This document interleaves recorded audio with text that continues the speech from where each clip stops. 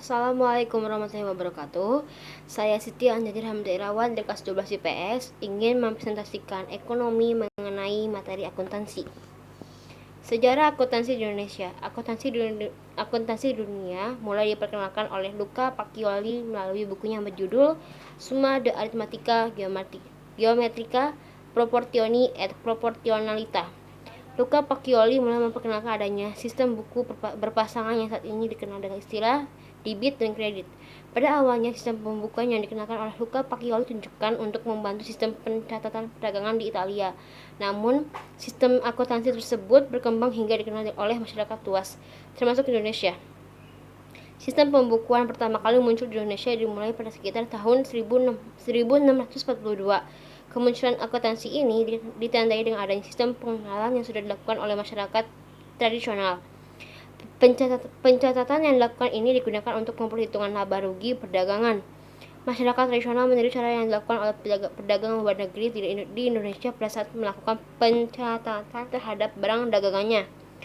Negara yang memperkenalkan sistem pencatatan pertama kali di Indonesia adalah Belanda dan Portugis. Bukti tertulis mengenai diterapkannya akuntansi di Indonesia ada adanya pencatatan pada tahun 1747.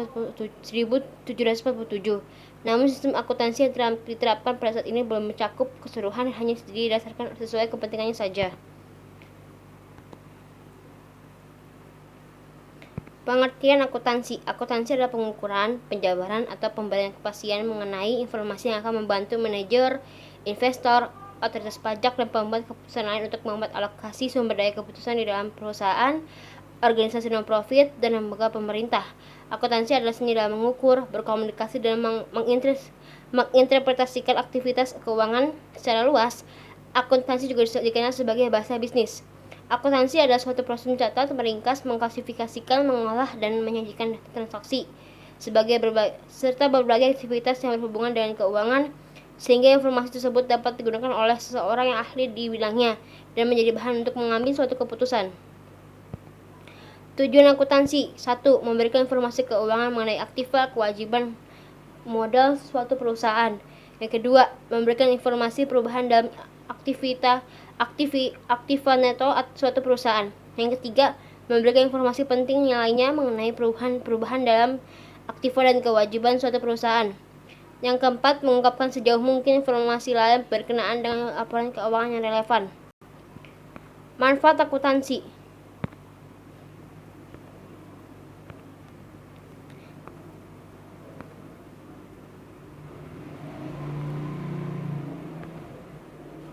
1.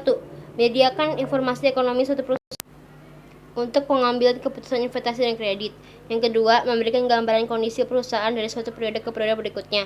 Yang ketiga, memberikan potret yang dapat diandalkan mengenai kemampuan untuk menghasilkan laba. Yang keempat, menjadi media komunikasi antara manajemen dengan pengguna informasi.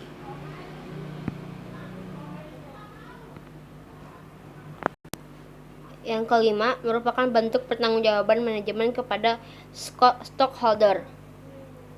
Jenis-jenis akuntansi: 1. Ada akuntansi keuangan, akuntansi manajemen, akuntansi biaya, akuntansi pajak, pemerintahan, anggaran, pendidikan, dan pemeriksaan. Sekian dari saya, terima kasih. Wassalamualaikum warahmatullahi wabarakatuh.